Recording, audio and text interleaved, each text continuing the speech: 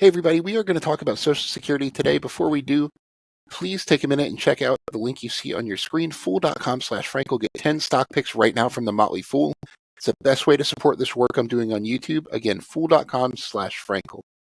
So we're going to talk about some of the things you might not already know about Social Security. So these are some of the facts that all Americans should know. I'm going to go ahead and share my screen with you.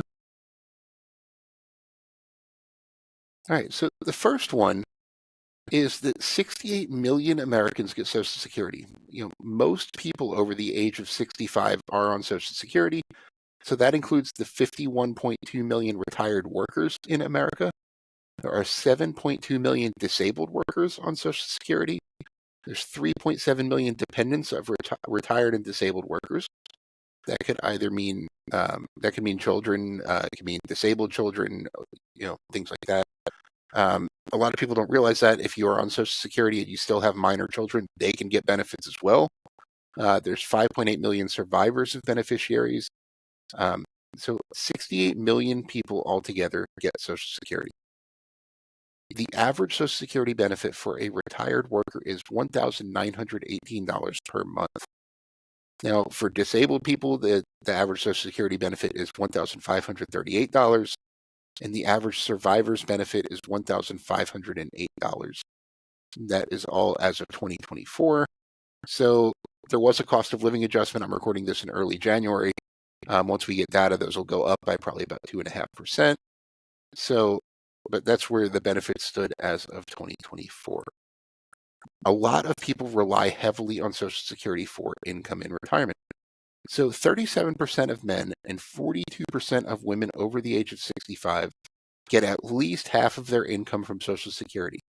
Social Security is designed to replace about 40% of the average person's salary or what they were making before they retired. But in a lot of cases, people are even more reliant on it. There's more than 10% of Americans rely on Social Security for 90% of their financial needs in retirement. So very, very important program.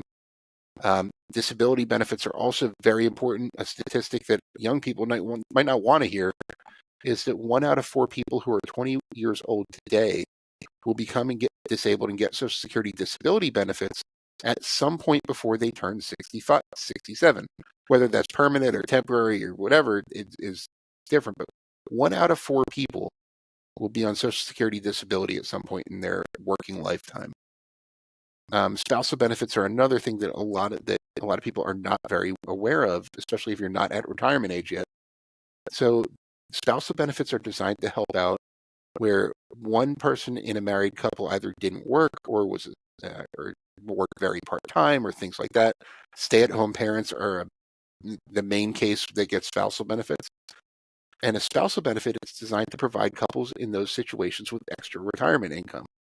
So in couples like that, one earner, which we'll call the primary earner, would get their Social Security benefit, and spousal benefits can be worth as much as half of the primary earner's benefit at full retirement age. So if you were entitled to a $2,500 a month Social Security benefit at full retirement age, even if your spouse never worked, they could get half of that, or $1,250 per month, just based on your work record. So spousal benefits can be a big help in letting married couples live comfortably in retirement. There are 3 main revenue streams for Social Security. A lot of people don't know how Social Security gets money. It does have a lot in reserves. It is, almost $3 trillion in reserves right now. There are 3 main ways that money got there and is continuing to come in. There are payroll taxes, which is the most obvious one. Every time you get a paycheck, or if you're self-employed, you definitely know this. But every time you get a paycheck, your money will be taxed for Social Security. The rate is 6.2% paid by employees and another 6.2% paid by your employer, for a total Social Security tax rate of 12.4%.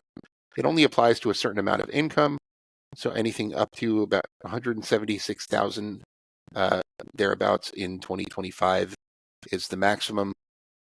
So payroll taxes, it's the big one. There are also taxes on benefits. It's kind of controversial that if you're a higher earner, if you have a lot of retirement income, some of your Social Security benefits can be considered taxable income. If your Social Security benefits are taxed, that money goes straight back into the program. That's not just like general U.S. government revenue. Taxation on Social Security benefits goes to fund the Social Security program. And then there's interest income. I mentioned that Social Security has about $2.8 trillion in reserves right now. That is not just sitting, it's not like cash sitting in a warehouse. That is money that is invested in Treasury securities that earns interest for the program, and it's tens of billions of dollars a year that earns for Social Security. So there are the three main revenue streams to the program that you need to know. And lastly, all Americans should know this, that Social Security has a long-term financial problem. The Social Security program is expected to run out of money in 2035 if no changes are made. If that happens, well, the short version, first I should tell you why. It's because more money is coming out of the program in the form of benefits than is being paid in through those three revenue sources that I mentioned on the previous slide. So Social Security is expected to run out of money in 2035. If it does run out of money, it will be able to pay only 83% of scheduled benefits. So in other words, worst case scenario, across the board, 17% benefit cut at that point. It's not going to go away entirely. There are several reasons for this, and there are lots of ways that the problem could eventually be fixed. And most of them fall into one of two categories, either cutting benefits or increasing program revenue through payroll taxes or things like that. This is not the first time that we've been in this situation. That's another thing that people should know. In the early 1980s, there was a big problem with Social Security's finances. At one point, it was months away from running out of money, and Congress acted. There were Social Security amendments of 1983, and that's what raised the full retirement age from 65 to 67. They made a few other changes as well to the program to bring in revenue and kind of, bolster its viability. But it's still, now things have caught up to it again, and it's heading toward, financial insolvency if nothing's done to solve the problem.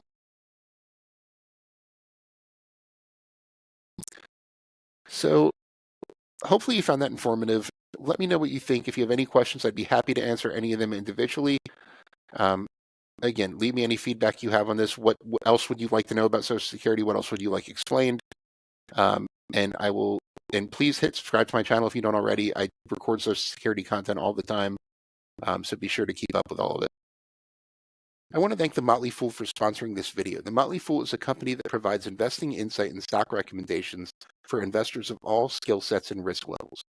You all know how much I love researching new stocks and trying to find the next best investments. So I'm proud to partner with The Motley Fool to bring you 10 stock picks from their popular product, Stock Advisor. Stock Advisor has beaten the market more than 5 times. Go to fool.com/Frankel to get your 10 stock picks now. The Motley Fool Stock Advisor returns are 914% as of January 7th, 2025, and are measured against the S&P 500 returns of 174% as of January 7th, 2025.